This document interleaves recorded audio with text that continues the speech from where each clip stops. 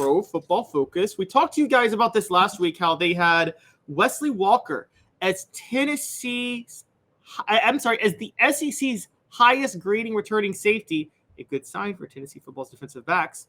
Well, another story that it came out earlier than that, but it's kind of making its rounds now, so we want to get to, is PFF's ranking of QB rooms. Now, remember, PFF uses a lot of, should we say, analytical data to do this, so it's much more objective than other rankings, and that's why this matters. So it ranked Tennessee at number 7 in terms of the best quarterback rooms in the country. Now let's look at who's ahead of them real quick. USC number 1, LSU number 2, Texas number 3, Ole Miss number 4, Oregon number 5, and Washington number 6. Now, real quick, anybody want to say what those programs all have in common? What makes Tennessee different? Just looking at the message boards. Anybody want to say what those programs have in common? Giving you guys a chance. Nobody wants to respond. I can go ahead and jump in. All right. What they all have in common is that they all have returning starters at quarterback. Now, you're going to say Joe Milton's a returning starter at quarterback, but guys, he's not really. He started 2 games last year, and he finished one other one, and he started 2 games in 2021. So he has starting experience. He's not really a returning starter for Tennessee. Hendon Hooker was their quarterback. But this PFF list shows that Tennessee has the highest grade, is the highest graded team, has the highest graded quarterback room of any team without a returning starter. Georgia's right behind them at number 8, as they got to replace Stetson Bennett. But I think Tennessee being up here is a bigger deal given how much is put on the quarterback room. Oklahoma's number 9, North Carolina's number 10. Both have returning starters. I would argue that, and PFF did say that Drake May's the best returning quarterback in college football as far as North Carolina at number 10, but it's about the options behind him. There's not a lot of depth. See, for Tennessee, and this is a big thing now, the Milton-Nico room together matters. Joe Milton and Nico Iamaleava. According to PFF, now this is kind of an interesting point. It's not something that's too shocking, but PFF actually tracked Milton's arm strength. Quarterbacks with at least 100 dropbacks in 2022, which apparently Milton did have 100 dropbacks.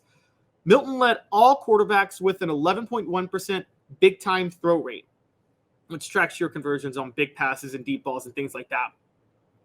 They also have the top 10 recruit in Nico Iamaleava, who possesses, quote, according to PFF, the best physical tools of any quarterback in the 2023 class.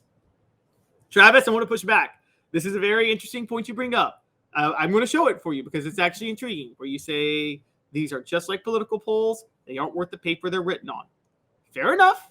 I understand. That's a very fair point. A lot of people bring up last year's midterm elections and the 2016 presidential election, and honestly, to a degree, the 2020 presidential election, to talk about how polls don't matter as much. No, but here's what I will say. You have a great point there. They are guidelines. The problem is people put too much stock in them, but that doesn't mean you don't put any stock in them. Okay, usually polls, just to bring up political polls real quick, they're usually off by 3 to 5% in one direction. But anybody who covers elections knows that a close election, 3 to 5% will sway an election one way or the other. Now, PFF is similar with its analytical data. You are right. It's hard to fully quantify PFF data because the way PFF does their formulas, they can't take into account the amount of help you have around you.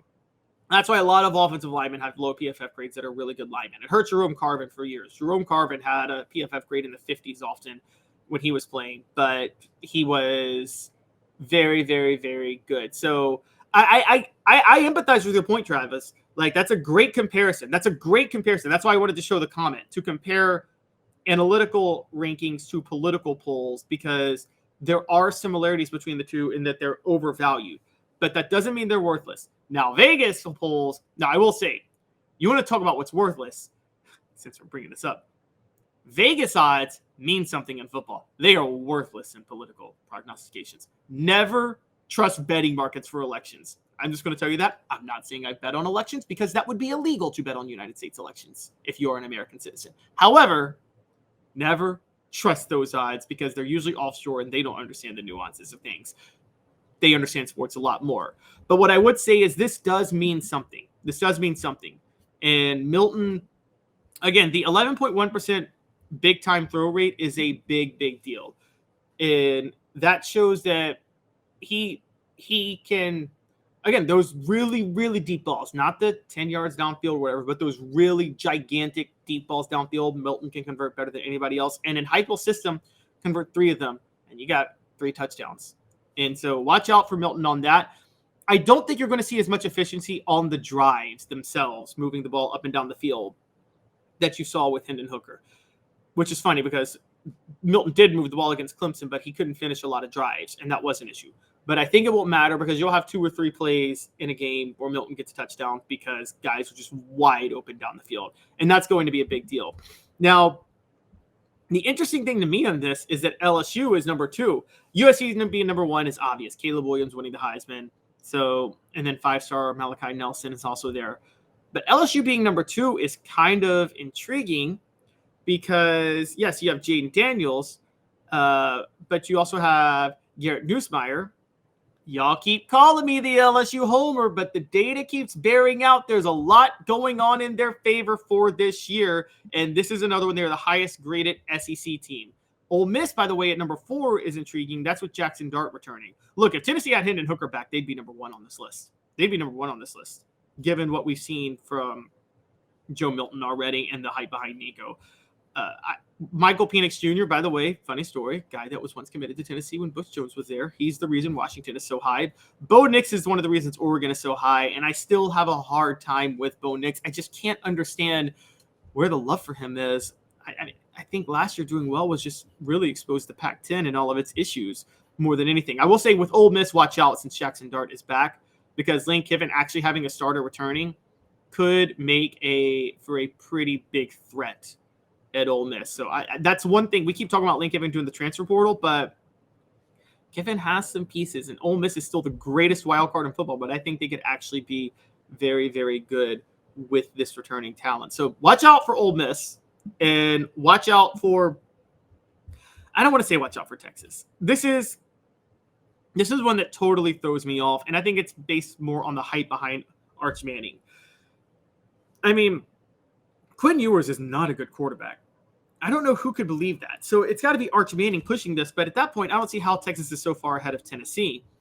It's kind of an issue on its own, and it's actually going to be an issue we talk about in the future, too. Rocky Top Tom says, Monty Kiffin's son couldn't stop a group of 5-year-olds from raiding a cookie jar. I'm guessing, are you referring to his defense? But Lane Kiffin is an offensive genius, so he's an offensive guru. Lane Kiffin, as an offensive coach, may be one of the top 3 coaches in the SEC. I mean, we just can't ignore that fact.